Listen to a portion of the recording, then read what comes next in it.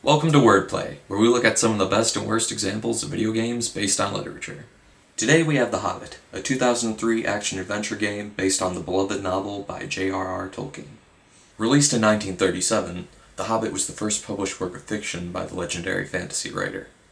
The book follows the adventures of a hobbit named Bilbo Baggins. He is hired by a group of dwarves to travel to the Lonely Mountain and steal treasure from the dragon Smaug. The Hobbit was also our first introduction to Middle-earth, a vast mythical world that Tolkien would continue to expand in his future works. The novel is written in an episodic fashion, and their narrator speaks as if telling the story to young children. Looking back in a 1967 interview, Tolkien called this a bad style. Because The Hobbit sold so well, the publishers asked Tolkien to write a sequel. He then wrote the Lord of the Rings trilogy, a series of books which told a darker, more complex story.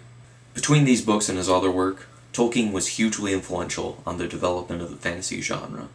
The Hobbit video game was released in October 2003, just 2 months before Peter Jackson's The Return of the King hit theaters.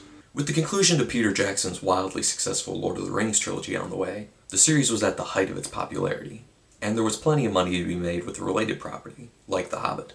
In fact, the unofficial subtitle for the game is actually The Prelude to the Lord of the Rings. So is the Hobbit game just a cash grab, or is there more to it than that? Like the original novel, the game is aimed primarily at a young audience. Despite being for kids, the game can get rather difficult, especially in boss fights. The combat in the game is pretty simplistic. You can strike with your melee weapon, or you can throw stones as a ranged attack. There are some scrolls you can collect to learn more melee moves, which makes fighting easier, but not much more interesting.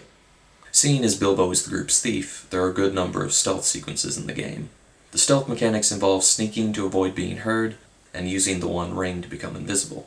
When you compare all of this to, say, The Legend of Zelda Wind Waker, a game with many similar mechanics that came out a year earlier, the gameplay overall just feels lackluster. What struck me most about the game is its respect for the source material. All of the designs for the characters and environments remain painstakingly faithful to descriptions in the original novel, and the cartoony art style fits the story beautifully.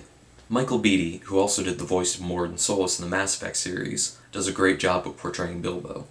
Jim Ward and Tom Kane also deliver solid performances as Gandalf and the narrator. Much of the dialogue in the game is taken directly from the text, which is a good thing, seeing as the dialogue written by the developers often falls flat. The game follows the events of the book for the most part, hitting all of the major action set pieces. The Trolls, the Goblin Caves, Mirkwood, Smaug's Lair, and of course, the Battle of the Five Armies.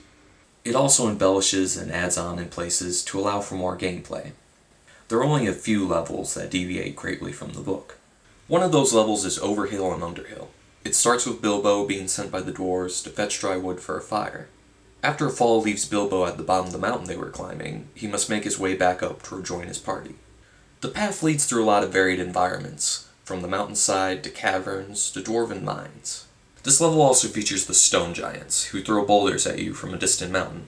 In the novel, the Stone Giants are briefly described in one paragraph, and mentioned a few times in passing in the next few pages.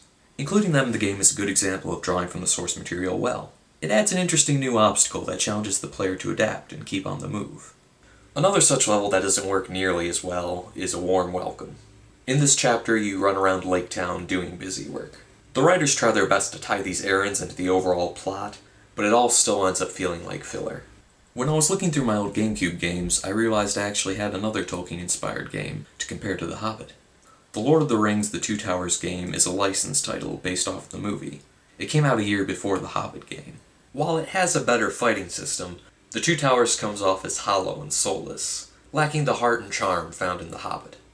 The Hobbit is a game made by people who cared about the source material. Though it came out during the Lord of the Rings craze, it's far more sincere than the movie tie-ins used to make a quick buck.